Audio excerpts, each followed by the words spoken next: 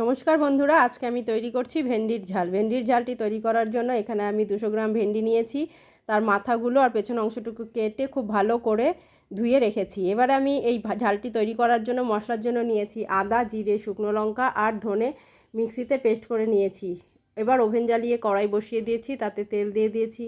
তেলটি গরম হয়ে গিয়েছে, এবারে আমি ভেন্ডিগুলোকে ভেজে নিচ্ছি। প্রথমে অল্প ভেন্ডি দিয়ে ভেজে তুলে রেখেছি, পরে বাকি ভেন্ডিগুলো দিয়েই ভেজে আমি একটি পাত্রের মধ্যে তুলে রেখেছি। এবার ওই একই তেলের মধ্যে কালো জিরা আর কাঁচা লঙ্কা দিয়ে একটু নেড়ে চেড়ে মিক্সিতে করে রাখা মশলাটি আমি দিয়েছি স্বাদ মতো লবণ, হলুদ গুঁড়ো আর সামান্য পরিমাণে চিনি। এবারে আমি মশলাটাকে খুব ভালো করে কষিয়ে নিচ্ছি। মশলাটা প্রায় কষে এসেছে, এবারে আমি ভেজে রাখা ভেন্ডিগুলো এর মধ্যে দিয়ে সবগুলো একসাথে খুব ভালো করে কষিয়ে নিচ্ছি। এবারে অল্প পরিমাণে জল দিয়ে 10 মিনিটের জন্য আমি ঢাকা দিয়ে মিডিয়ামে করে দিয়েছি। আমার ভেন্ডি ঝালটি সম্পূর্ণ রেডি হয়ে গিয়েছে। এবার আমি একটি পাত্রে নামিয়ে নিয়েছি।